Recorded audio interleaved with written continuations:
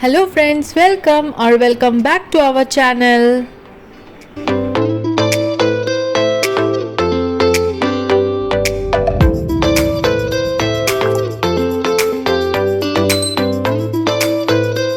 So today we are going to see how to calculate the EMI. For that we have taken a table and given the name EMI calculator. The first thing we will put here is the loan amount. Let's take it 1,50,000.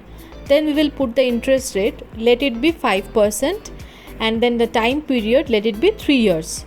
Now we will calculate the EMI. For that we will write a formula that is equals to PMT, first bracket we will select the rate, slash, then we'll give 12, comma, we will select the time period into 12, comma, we will select the loan amount, bracket close, enter.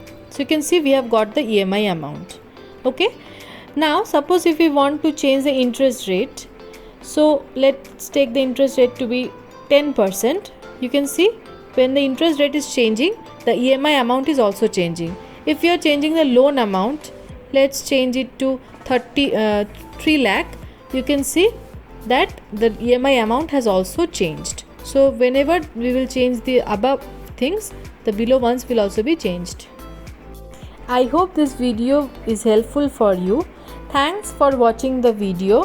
For more upcoming and informative videos, please do like, share and subscribe our channel.